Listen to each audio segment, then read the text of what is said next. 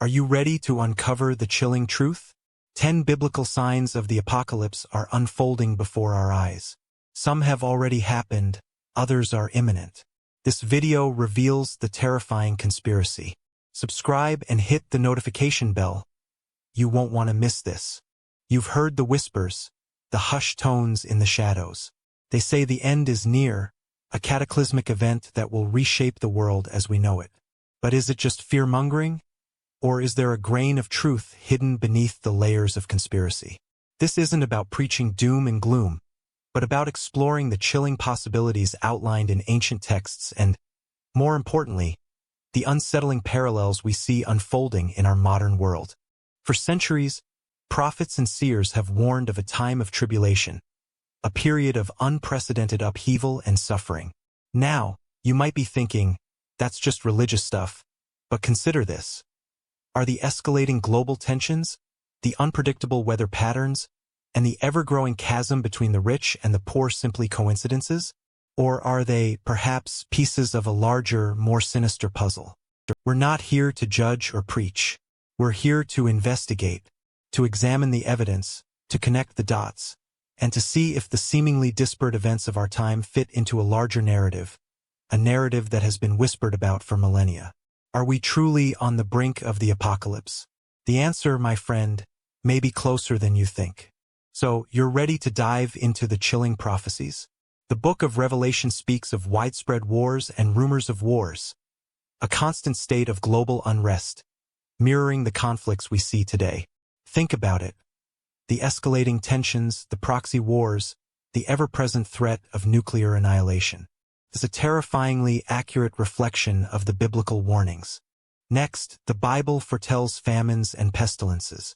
We've already witnessed devastating famines across the globe, exacerbated by climate change and political instability.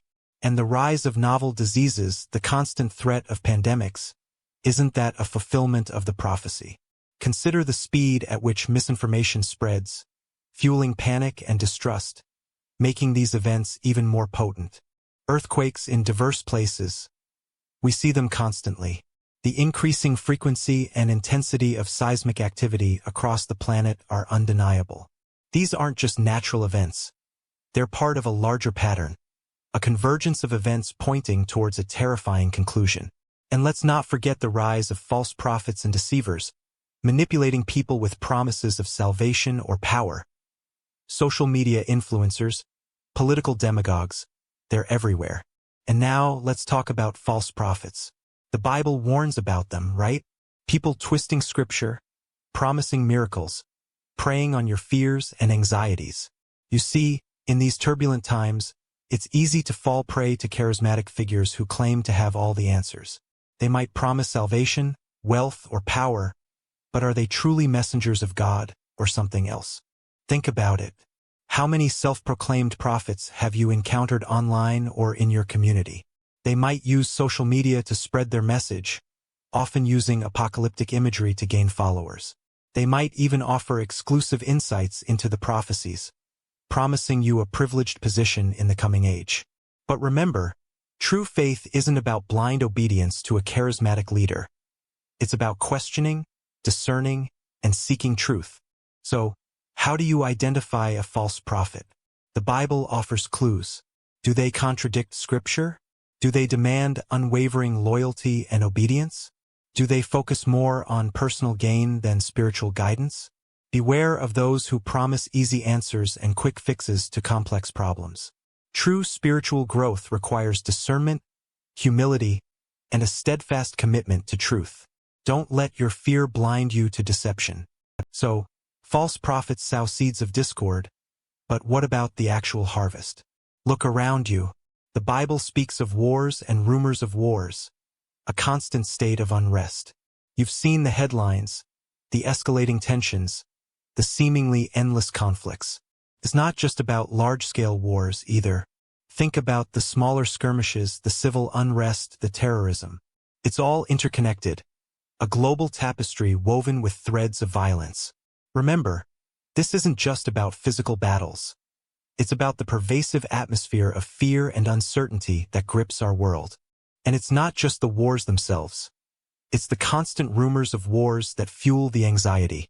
Every day, you're bombarded with news reports, social media posts, and whispered conversations about potential conflicts. These rumors, often exaggerated or entirely fabricated, spread like wildfire, creating a climate of fear and uncertainty. Think about it. How many times have you heard about an impending war, only to have it seemingly averted? The constant threat, the uncertainty, that's a key part of the sign. This isn't about predicting the exact date of the end, you understand. It's about recognizing the patterns, the trends, the escalating tensions described in ancient texts. The Bible isn't a precise timetable. It's a warning. It's a call to awareness. And when you look at the world today, with its persistent conflicts and the ever-present threat of more, you have to ask yourself, are we living in the times described, or am I missing something? The signs are there if you know where to look. Now, you might be thinking, wars? I see those on the news every day. But the third horseman isn't just about conflict. It's about the devastating consequences. The Bible speaks of famines, widespread hunger that cripples nations.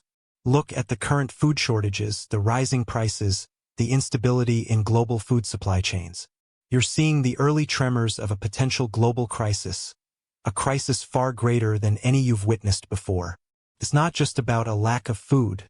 It's about the vulnerability it exposes. And it's not just hunger. Plagues, ancient scourges thought relegated to history books, are making a comeback. Antibiotic-resistant bacteria, novel viruses, these aren't just theoretical threats. They're a stark reality, constantly evolving and adapting. You've seen the headlines, the outbreaks, the escalating fear. These aren't isolated incidents. They're a sign of a weakened global health infrastructure, struggling to cope with the impending storm. Are we truly prepared for what's to come? Think about it, food shortages leading to social unrest, coupled with the rapid spread of deadly diseases. It's a recipe for chaos, a perfect storm brewing on the horizon. These aren't isolated events. They're interconnected threads weaving a tapestry of global instability. The biblical prophecies speak of these events as harbingers of something far greater. Are you ready to face the consequences? The signs are undeniable. The question is, are you paying attention? So, famines and wars are devastating, right? But picture this. You're suddenly jolted awake by a violent tremor. Your house shakes, things fall from shelves. That's a minor earthquake, but the Bible speaks of earthquakes in diverse places, not just little tremors, but massive, planet-shaking events. We're not just talking about localized quakes. Think about the sheer scale of destruction described in Scripture happening all over the globe. Think about it. The sheer power of nature unleashed on an unprecedented scale. We see earthquakes regularly, sure, but the biblical prophecy suggests a frequency and intensity unlike anything we've ever witnessed. It's not just about the number of earthquakes, but their locations. The Scripture hints at quakes striking areas not typically prone to such devastation, adding to the sense of impending doom. And it's not just the physical destruction. Imagine the chaos, the fear, the widespread panic as the earth itself seems to be tearing apart. The disruption of infrastructure, the loss of life. It's a picture of utter devastation. This isn't just about a few tremors. This is about a global upheaval, a sign of something far greater at play. It's a sign that should make you stop and consider the bigger picture. But the shaking isn't just geological, you see. The Bible speaks of nations rising against nations, a global conflict unlike anything we've witnessed. Think about it. Escalating tensions, proxy wars, and the constant threat of nuclear escalation. It's a powder keg waiting for a spark, and that spark could be anything: a misinterpreted action, a rogue actor, or a simple miscalculation. You're surrounded by news of conflict, from simmering tensions in the South China Sea to the ongoing conflicts in the Middle East and beyond. Every day, it feels like the world is teetering on the brink. These aren't just isolated incidents. They're interconnected threads weaving a tapestry of global unrest, a disturbing pattern that aligns perfectly with biblical prophecy. And it's not just about traditional warfare. Cyber warfare, economic sanctions, and information manipulation are all weapons in this new kind of global conflict. Think about the power of disinformation and the ease with which it can spread, creating division and chaos. It's a silent war being fought every day, shaping the global landscape in ways that are both terrifying and undeniable. So, you've seen the tremors, felt the global unrest. But picture this, a world where the very fabric of society starts to unravel. That's the sixth sign, the rise of lawlessness. We're not just talking about petty crime. Think widespread societal breakdown, a breakdown of trust, and the erosion of established systems. You see it brewing already, don't you? The increasing polarization, the violence simmering just beneath the surface. It's a slow burn, but it's burning. Think about it. The breakdown of law enforcement, the inability of governments to maintain order. It's not a sudden collapse, but a gradual erosion of authority. The chaos isn't always obvious. It festers in the shadows, growing stronger with each act of violence, each instance of injustice left unaddressed. You might dismiss it as just the news, but what if those news stories are the canary in the coal mine? What if they're showing us the slow, steady unraveling of everything we know? This isn't about fear-mongering. It's about recognizing the patterns, the trends. Look at the rise in social unrest, the increasing polarization of opinions, the weakening of traditional institutions. These aren't isolated incidents. They're interconnected symptoms of a deeper malaise. You see it in the news, you feel it in the air, a growing sense of unease, a premonition of something far worse to come. Are you prepared for what might follow? Now, you might be thinking, lawlessness? I see that everywhere. But the seventh sign digs deeper. It's about a chilling erosion of empathy, a fading of compassion. The Bible speaks of a time when love will grow cold, not just between individuals, but in the very fabric of society. Think about it, the increasing indifference to suffering, the normalization of cruelty, the sheer lack of concern for your neighbor. It's a creeping coldness that freezes the heart of humanity. This isn't just about personal relationships. It's a societal shift. We see it in the rise of political polarization, where empathy for opposing viewpoints seems to have vanished. It's in the growing apathy towards global crises, where the suffering of others is met with a shrug instead of action. This coldness isn't always malicious. It's often a subtle numbness, a detachment from the human condition. It's the erosion of the very glue that holds communities together. You see, this isn't about a sudden, catastrophic event. It's a slow, insidious process. It's the gradual chipping away of our shared humanity, a decline in compassion, a growing acceptance of indifference. Consider the ease with which we consume news of suffering, the way we scroll past images of hardship without a second thought. This growing detachment, this chilling absence of love, is a significant warning sign. Are you seeing it around you? So what's this abomination of desolation all about? It's not some monster lurking under your bed. The Bible describes it as a profound desecration, a violation of something sacred. Think of it as a symbolic representation of a deep spiritual corruption, a twisting of faith and truth. It's a betrayal of the very essence of what's considered holy, something that will leave you feeling deeply disturbed and uneasy. Many interpret this as a powerful political or religious figure, or perhaps even a system, that rises to prominence by deceit and manipulation. They'll twist spiritual truths, exploit people's fears, and ultimately, betray the very principles they claim to uphold. This isn't just about a single event. It's a process, a gradual erosion of trust and faith. The hidden aspect is crucial. This isn't a blatant, obvious act of evil, but a subtle, insidious corruption. It will prey on your deepest beliefs, exploiting your vulnerabilities to gain power and influence. You might not even recognize it at first, mistaking it for something positive or even necessary. That's the terrifying part. The subtle infiltration, the gradual erosion of truth. So, the abomination is a desecration, a profound violation. But picture this. That violation leads directly into a period of unimaginable suffering, the Great Tribulation. Think of it as a global cataclysm, not just a localized war or natural disaster, but a sustained period of unparalleled pain and upheaval, a time of testing unlike anything humanity has ever witnessed. It's a time described in the book of Revelation as a period of unparalleled suffering, a global crisis that pushes humanity to its very limits. This isn't just about physical suffering either, The Great Tribulation is depicted as a time of spiritual and psychological torment as well. Imagine the sheer weight of fear, uncertainty, and despair gripping the entire planet. This isn't about a few bad days.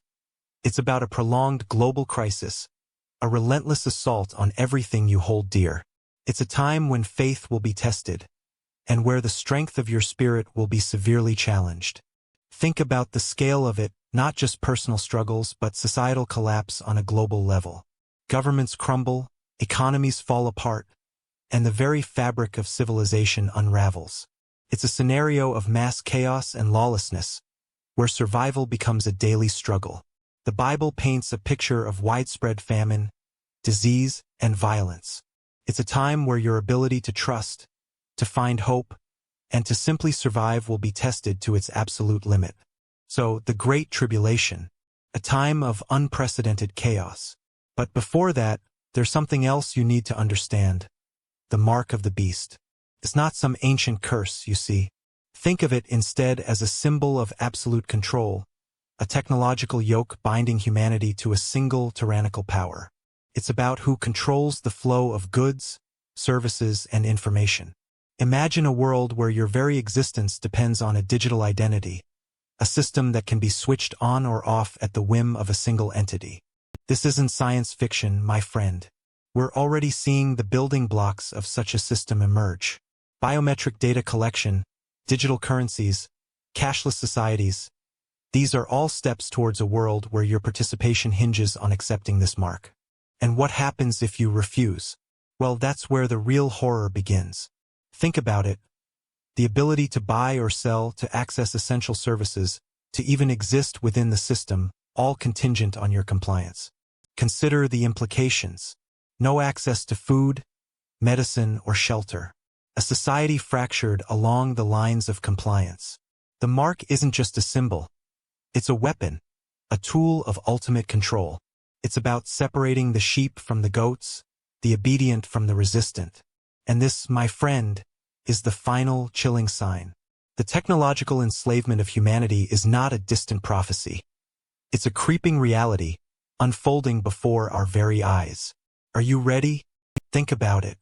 The mark isn't just a physical brand. It's a symbol of allegiance to a false power. And that leads us to the first sign of the apocalypse: false prophets.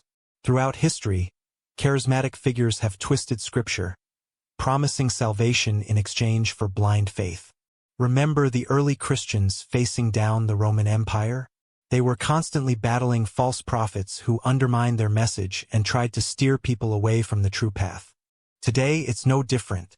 You see it in cults, in televangelists promising miracles for a donation, in online gurus who prey on your fears and insecurities.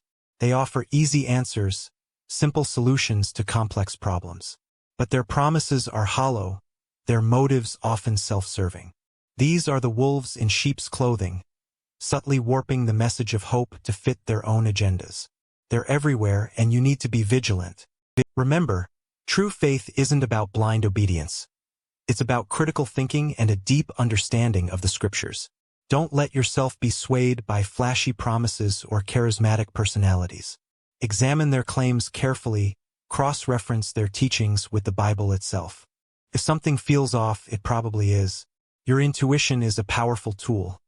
Trust it. The true path is seldom easy, but it's always the right one.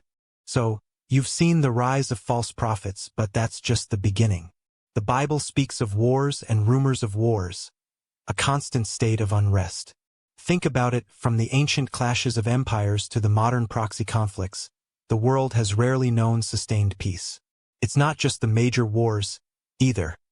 It's the simmering tensions, the constant threat of violence hanging in the air. You see it in the news every day, don't you? The escalating rhetoric, the border skirmishes, the ever-present threat of global conflict. These aren't isolated incidents. They're part of a larger pattern. The Bible isn't predicting a single, cataclysmic war, but rather a period of escalating conflict, a time where the threat of war becomes the norm, a constant background hum to our daily lives. This isn't just about bombs and bullets. It's about the psychological toll, the fear and uncertainty that permeates everything. It's about a world where peace feels increasingly impossible, a world teetering on the brink. And the rumors of wars? Those are the whispers, the speculation, the constant anxieties that fuel the flames. It's the 24-hour news cycle, the social media echo chambers, the endless speculation and misinformation. You're constantly bombarded with information, much of it conflicting and designed to create fear and uncertainty. This constant barrage of information, much of it unreliable, creates a climate of fear and distrust, making it harder to discern truth from fiction. Now picture this: famines and plagues. The Bible foretold widespread suffering from lack of food and devastating diseases. You've seen glimpses of this throughout history: the Irish potato famine, the Black Death, countless others. These weren't isolated incidents. They were harbingers, chilling previews of what's to come. Think about the sheer scale of potential devastation in our interconnected world. A pandemic today could spread globally in hours, not months. We're not just talking about historical events. We're talking about the potential for even greater catastrophes. Climate change is altering weather patterns, threatening crop yields worldwide. Antibiotic resistance is making common infections deadly again. Imagine a future where food shortages and untreatable diseases converge. It's a scenario that's not just plausible, it's chillingly possible. You have to acknowledge the interconnectedness of these issues. The fragility of our global food supply chain is easily overlooked. A single disruption, a major drought, a devastating pest outbreak, could trigger widespread famine. And what about the potential for engineered bioweapons? The possibilities are terrifying, and the potential consequences are catastrophic. You need to be prepared, not just for a minor inconvenience, but for something truly global. But the Bible also speaks of another terrifying sign: earthquakes. You see, these aren't just random tremors. The scripture suggests an increase in their intensity and frequency. Think about it: the sheer power of nature unleashed, shaking the very foundations of the earth. We've seen devastating earthquakes throughout history, from Pompeii's destruction to the recent tragedies in Haiti and Japan. But are these isolated incidents, or part of a larger, more ominous pattern? Geological evidence points to a disturbing trend. Scientists are recording a rise in seismic activity globally.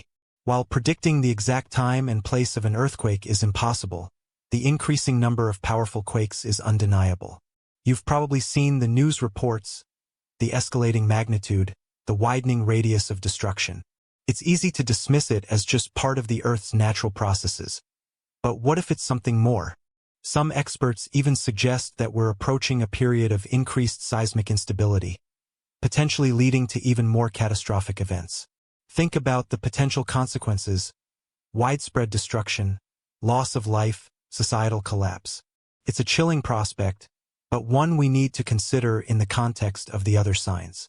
The Bible warns us to be watchful, to recognize the patterns, and to understand that these events aren't isolated. They're interconnected pieces of a larger puzzle.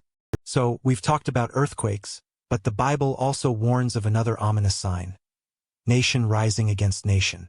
This isn't just about small border skirmishes, you see. We're talking about major geopolitical conflicts, a global escalation of tensions that could easily spiral out of control. Think about the current state of affairs, the simmering tensions, the unpredictable actions of world leaders, the ever-present threat of nuclear war. It's a recipe for disaster, isn't it? Look at the history books. Throughout history, periods of intense global conflict have often preceded times of great upheaval. The world wars, for example, were preceded by a period of escalating nationalism and rising tensions between major powers. Are we seeing a similar pattern today? The rise of nationalism, the proliferation of weapons, the breakdown of international cooperation. These are all worrying signs, and they're all happening simultaneously.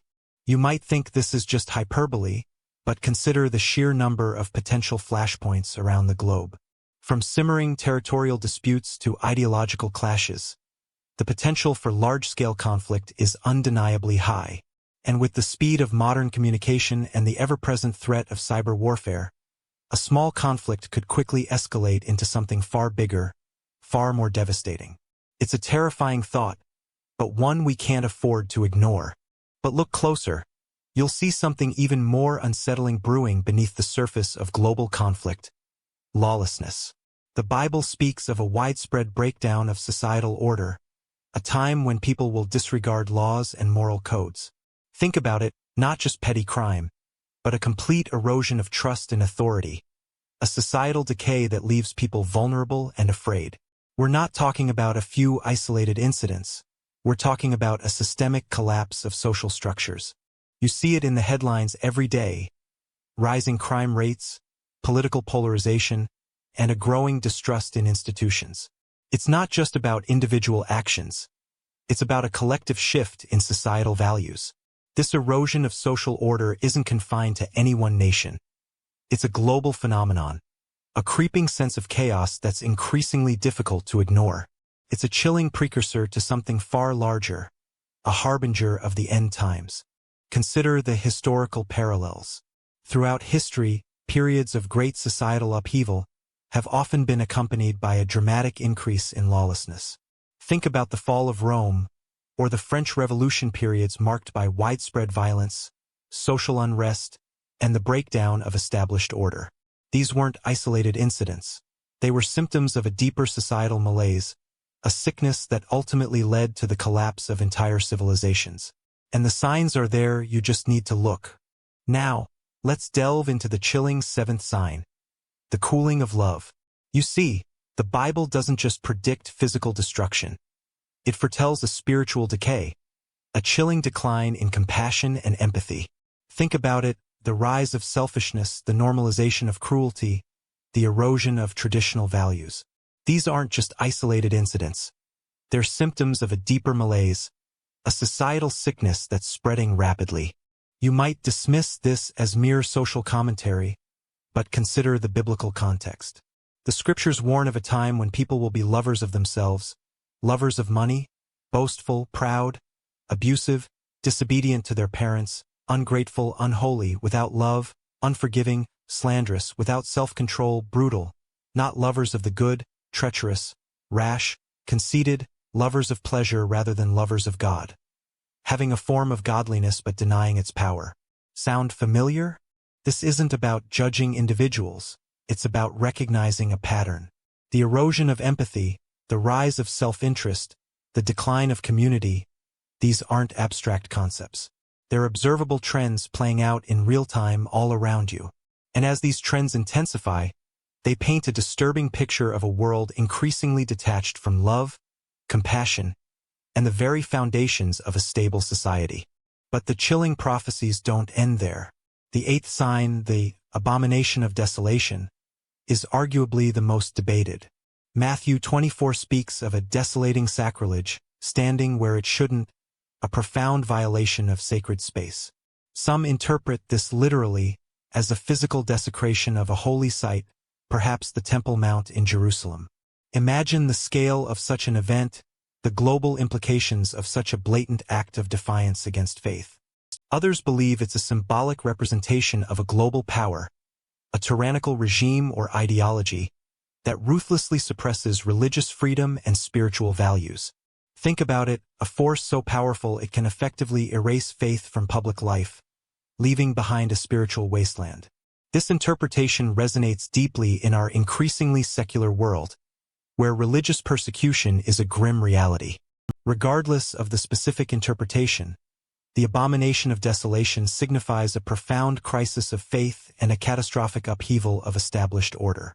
It's a warning about the potential for unchecked power to corrupt and destroy, leaving behind a world devoid of spiritual meaning. It's a sign that demands your attention, a call to examine your beliefs and the world around you with a critical eye. What do you think it means? But what about the ninth sign, the Great Tribulation? This isn't just some minor inconvenience. Religious texts paint a picture of unparalleled suffering, a period of unprecedented global chaos and upheaval. You'll find different interpretations, of course. Some believe it's a literal 7-year period of unimaginable horrors, plagues, wars, and famine, a time where the very fabric of society unravels. Others suggest it's a metaphorical representation of the ongoing spiritual battle between good and evil, a constant struggle playing out throughout history. From a secular perspective, the Great Tribulation can be viewed as a symbolic representation of humanity's capacity for self-destruction. You could argue that we're already experiencing elements of it: climate change, political instability, economic crises, and escalating social unrest. These events, viewed through a certain lens, could be interpreted as harbingers of a larger, more devastating global catastrophe.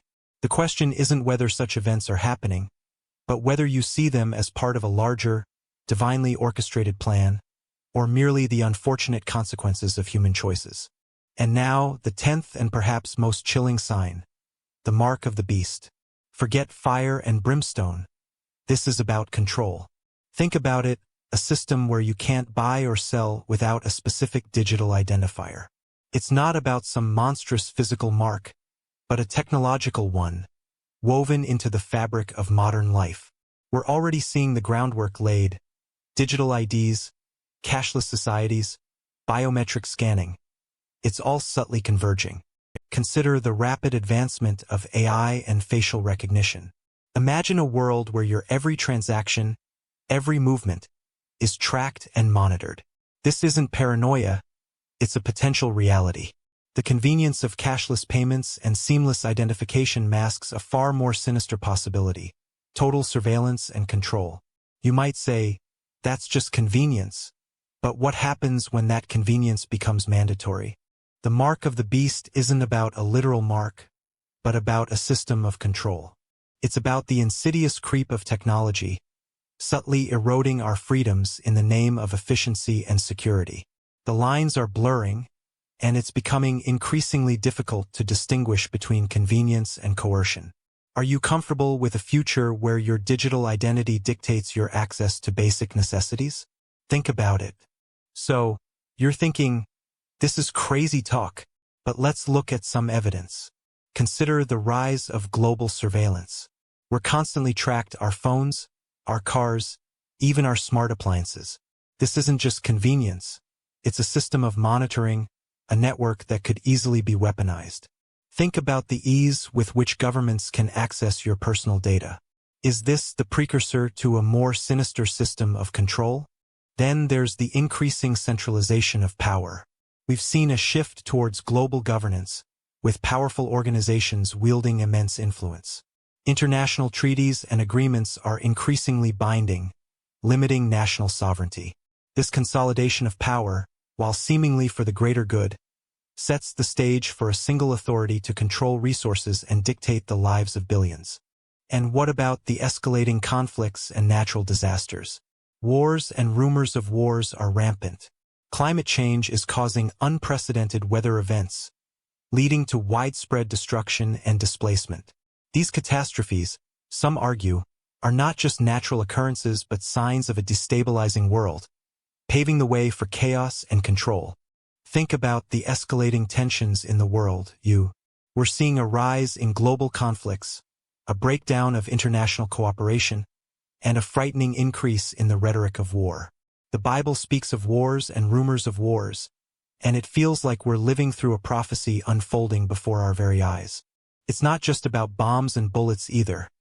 It's about the underlying societal fracturing, a sense of impending doom hanging heavy in the air. You can almost feel it. And what about the increasing frequency and intensity of natural disasters? Superstorms, earthquakes, wildfires. These events are becoming more commonplace and more devastating. Are these simply random occurrences, or are they signs of a larger, more ominous pattern?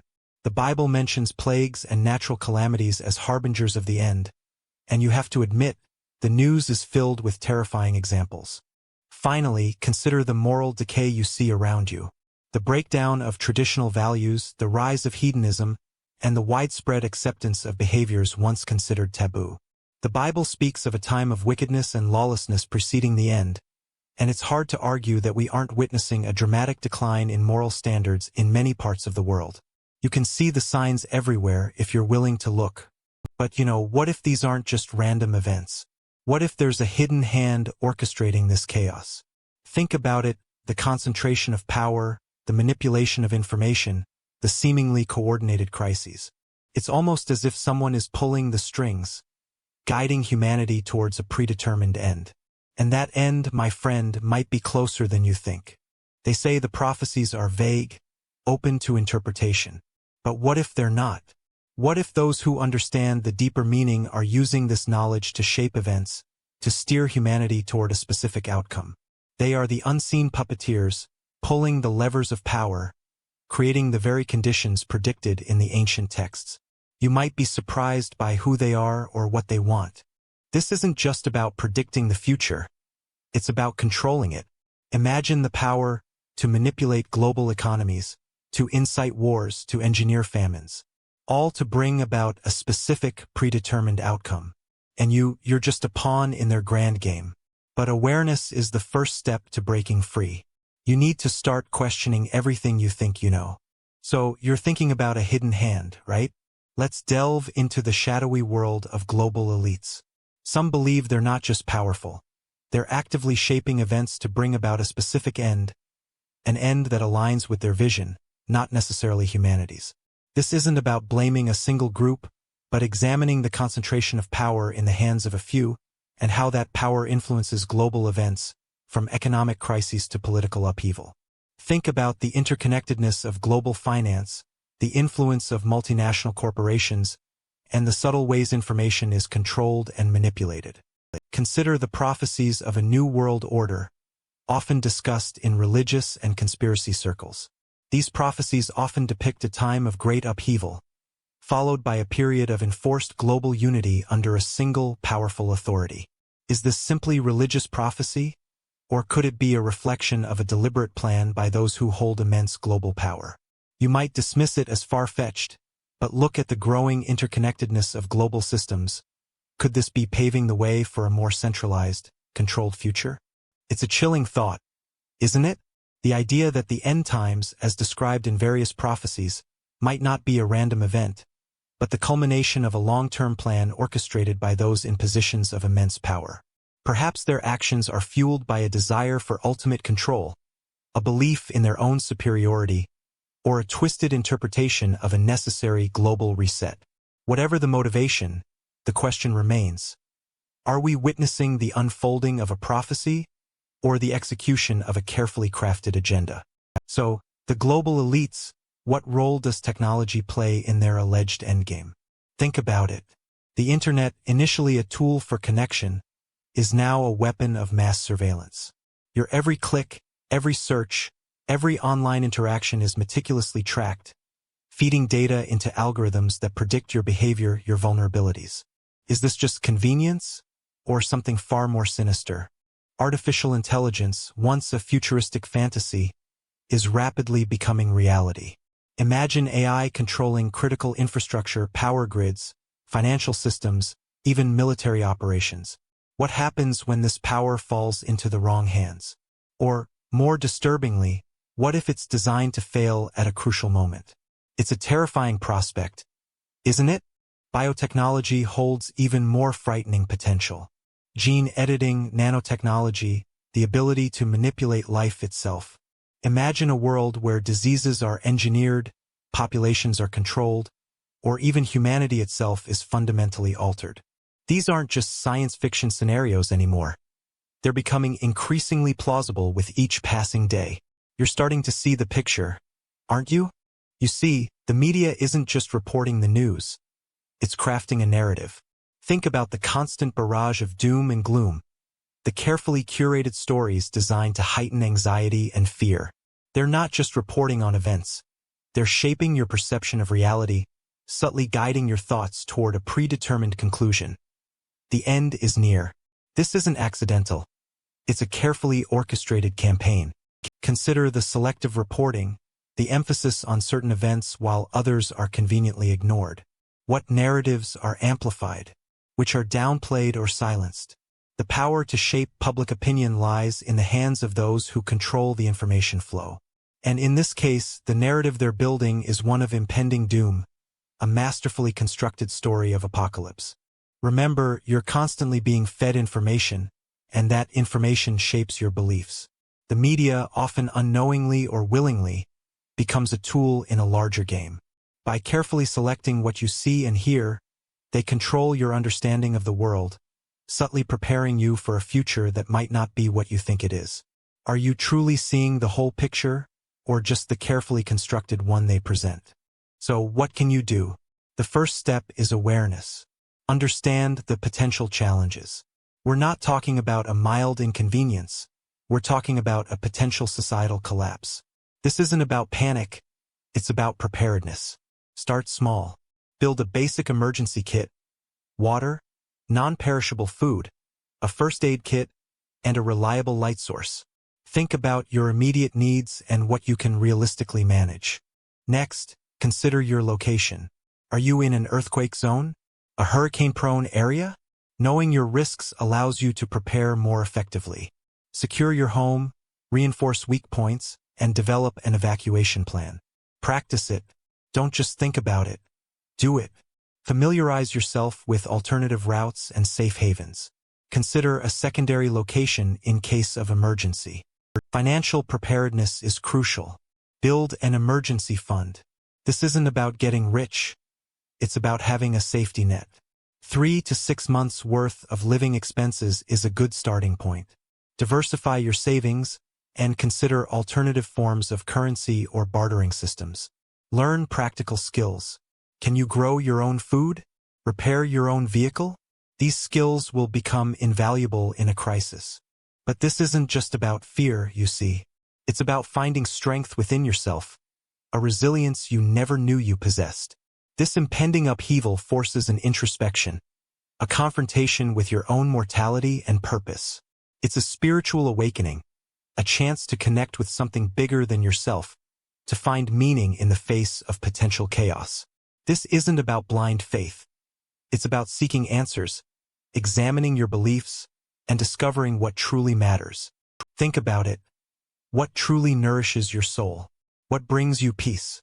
Now is the time to cultivate those things. Reconnect with nature, spend time with loved ones, rediscover lost passions. Engage in practices that promote inner peace: meditation, prayer, yoga, whatever resonates with you. This isn't about escaping reality, but about strengthening your inner core to face whatever comes next. Build your spiritual resilience. The coming challenges will test your faith, your strength, and your resolve. But they also offer an opportunity for profound growth and spiritual transformation. Embrace this awakening. Find solace in community, support those around you, and remember that even amidst the darkness, there is always light. Your inner strength, your spiritual connection, will be your guiding light through the storm. So you're ready to separate the wheat from the chaff, right? Let's tackle those apocalyptic prophecies. Many interpretations focus on literal interpretations of ancient texts, ignoring the historical and cultural context.